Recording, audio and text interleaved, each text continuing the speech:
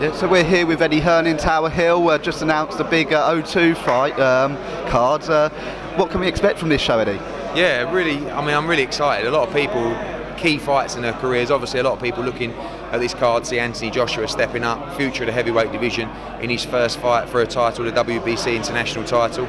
Lee Selby's in a wonderful fight against Joel Brunker, 26-0, highly rated across the governing bodies. This fight's for the mandatory for that IBF title against Gradovic. John Ryder against Komitsky seems to be the fans' favourite of this bill. You know, it's across all the forums. You saw Komitsky recently demolish Buglioni. And then so many other great fighters, you know, Boylan against Good John is just a great domestic fight for the English light welterweight title. Tommy Martin against Charlie Rice. You know, John Wayne Hibbert, Philip Bowes, two really big ticket sellers, and you know, I'm really excited about going back to the O2. It's a wonderful venue, and already, you know, tickets are selling fast. And there's a couple of young fighters who are going to be like stepping up, but a big show for them. Will the whole show be on Sky Sports, or will you be showing some of those earlier fights on the Fight Pass? Yeah, not all of them. It's a good point. I mean, it's something that we're looking at the moment. I think that a lot of the fights could be on Sky Sports Red Button, but the Fight Pass is something we're looking to add as well. I think you'd probably look at this and say Boylan, maybe Tommy Martin, Boylan, Brunker, Ryder and Joshua will be the TV fights. But again, you know, obviously we'll push for as much airtime as possible and hope that all the lads get on. And Anthony Joshua, you mentioned it in the press conference a couple of weeks ago. He was in training camp with Klitschko. What will that be like for a fighter like Anthony, going in there and sparring with Klitschko? Well, I think really it's the ultimate, isn't it? It's going in with arguably one of the greatest heavyweights of all time. There's no doubt. Definitely the top heavyweight in the world right now, and showing that you're capable of beating these guys. It's quite easy when you're going in, you're stepping up the opposition, but you're taking care of all these people. You know, how good are these people? Well, you're in with the best, and you're holding your own. And he enjoyed it. So I think you come back with a big lease of life. But ultimately, he's ready for that step up now. Konstantin Eric on September the 13th at the Phones View Arena is a nice step up for him.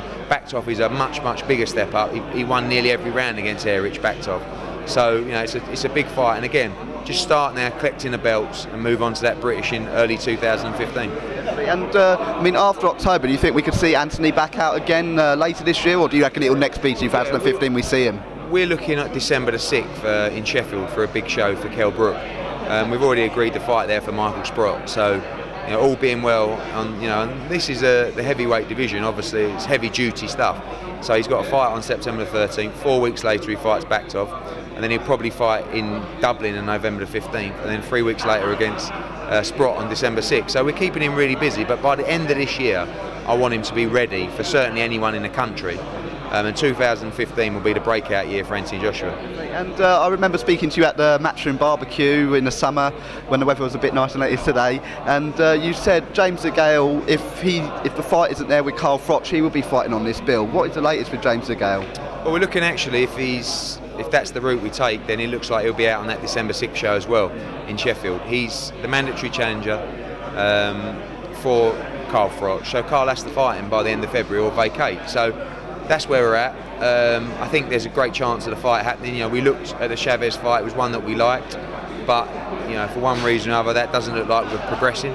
So I think we look for the DeGale fight, and I think you'll see that happen around February, early March 2015, and DeGale out on December the 6th in a big profile fight, gearing himself up for the Cobra in 2015. And would that be another stadium fight, either at the City Ground in Nottingham or a London ground? Yeah, I mean February or March, you know, tends to lean towards an arena. But I do like the idea of going to Nottingham, and because you know at this stage of career, it's all about ticking off the things that Carl Froch wants to get out of his career. Vegas, of course, is something that he really wants, but also boxing in Nottingham at a stadium, outdoor stadium, would be something very sweet as well. Just with the weather in February or March, you know, you're taking a little bit of a risk, but we'll have to wait and see. And what have you made of Carl in Tumble? Have you been watching that? Have you been watching him on that? Yeah, I watched it on Saturday for one of the first times. I mean, it's quite impressive. I'm not a huge fan of the show, but Carl's just one of those strange people where he just loves competing, and like he's so into this show. Nothing to do with the fact that it's on BBC One primetime. He's learned how to do gymnastics, and he wants to get better and better, and he wants to win so badly. You know, and I went to see him the other night, and he's like showing me all these clips of him doing these somersaults, and that one, I've just got to improve that there. I'm looking at him thinking, mate, any chance of you fighting again? So I think a couple of weeks this will all be over, and then he can go out and get back in the ring. But he's starting to just get that hunger back for fighting again now. He's talking about it, and I think he wants that adrenaline buzz, and I think you'll see him in the ring in early 2015. Someone else you mentioned there, Kell Brook, what a great night over in America a couple of weeks ago. You said there's a big show coming up in Sheffield. Who is Kell's opponent going to be Kell's opponent that night, and when can we see the Amir Khan fight potentially happen? Well, of course, the Amir Khan Kell Brook fight is the one that everybody wants. These fights are quite difficult to make. In terms of December 6th, we'll finalise that opponent in the next couple of weeks. The names that are in the hat already, you know, Josecito Lopez, Brandon Rios, Leonard Bundu, you know, these kind of fights, great fights for Kell Brook. Obviously, you've got the Marquez fight, and you know, I think that's one for potentially next year. But you know, I think all eyes and we hope that the Khan fight can get made. And I think it's relatively easy to make. It just depends on Khan's ego and where he thinks he's at. Yeah, he's a great fighter. He's won world titles. He's also the challenger.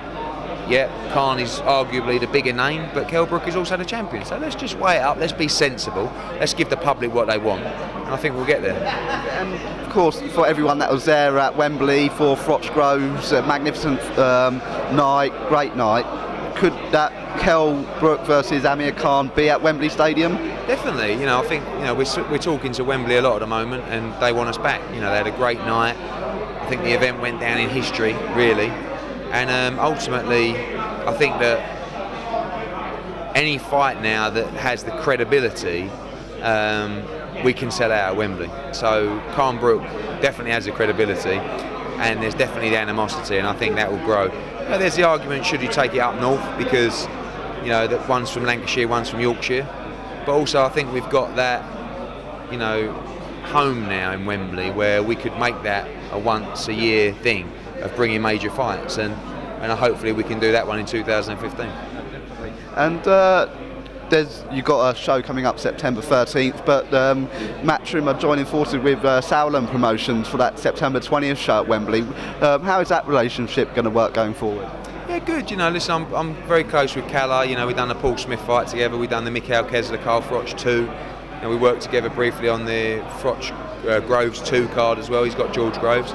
You know, it's just a case of we sat down. He wanted to be on Sky. Sky obviously would like him to be on. He had a really successful night, and I made it happen. You know, I gave him one of our dates basically, and worked together. And you know, I think it's going to be an exciting partnership with Sauerland. You know, there's so many fights that can be made together. Obviously, we've got Paul Smith against Abraham the week after. We've got the winner of Bellew against Cleverly. Hopefully, will fight Marco Hook or even Hernandez. You know, so there's loads of fights that we've made with the Sauerlands. And obviously I think it was important to keep George Groves on Sky because of his success in the last 2 pay-per-view events, and no doubt, you know, if he keeps winning in a year or so, he'll be back in that pay-per-view mix against the likes of DeGale and Callum Smith, and so it's good. You know, I think he's a big name, and it's good to have him on Sky. Oh, that's great. Thank you so much. All right, mate, no worries.